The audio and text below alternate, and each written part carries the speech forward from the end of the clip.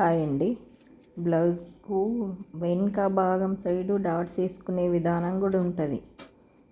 ఎందుకంటే వెనుక భాగం సైడు డాట్స్ కరెక్ట్ వేసుకుంటే దాంతో కూడా మనకు షోల్డర్ పడిపోకుండా ఆగుతుంది. అందుకే డాట్స్ వెనుక సైడ్ కూడా వేసుకునే విధానం ఉంటుంది. ఇప్పుడు వెనుక భాగాన్ని లైనింగ్ క్లాత్ను ఇలా సారీలో క్లాత్ పైన వేసుకొని దొడ్డు కుట్టుతోని మొత్తం ఇలా జాయింట్ చేసుకోవాలి. ఎందుకంటే ఇలా జాయింట్ చేసుకుంటే మనకు డాట్స్ వేసేటప్పుడు కుట్టేటప్పుడు క్లాత్ అటు ఇటు జరగకుండా కరెక్ట్ స్టిఫ్గా ఉంటుంది. లేకపోతే రెండు క్లాతులు పెట్టి డాట్స్ వేస్తామంటే అటు ఇటు జరుగుతుంది, ఎక్కువ తక్కువ వచ్చే అవకాశం ఉంటుంది. అందుకే ఫస్ట్ దొడ్డు కుట్టుతోని లైనింగ్ మొత్తం ఇలా జాయింట్ చేసేసుకోవాలి. జాయింట్ చేసుకున్న తర్వాత ఎక్కువ ఉన్న క్లాత్ మొత్తం ఇలా కట్ చేసేసుకోవాలి. ఎక్కువ క్లాత్ మొత్తం ఇలా నీట్గా కట్ చేసేసుకోవాలి.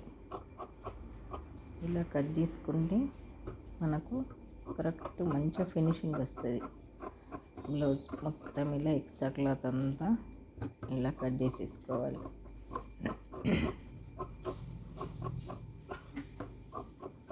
మొత్తం ఇలా కట్ చేసుకోవాలి.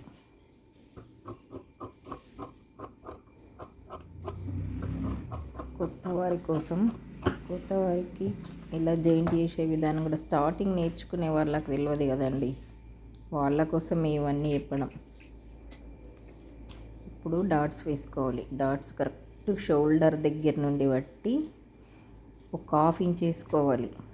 హాఫ్ ఇంచ్ వేసుకుంటేనే, ఎందుకంటే మనకు షోల్డర్ పడిపోకుండా కూడా ఈ డాట్స్తోని షోల్డర్ పడిపోకుండా కూడా ఆగుతుంది. వెనుక డాట్స్తో కూడా మనకు షోల్డర్ పడిపోయే అవకాశం ఉంటుంది. వెనుక డాట్స్ ఒక హాఫ్ ఇంచ్ తీసుకొని 3-3.5 ఇంచు పొడవు పెట్టుకోవాలి. అయితే వెనుక డాట్స్తో కూడా మనకు బ్లౌజ్ స్టిఫ్గా ఆగుతుంది. ఓకే ఫ్రెండ్స్, ఈ వీడియో కనుక నచ్చితే నా ఛానల్ సబ్స్క్రైబ్ చేసుకోండి.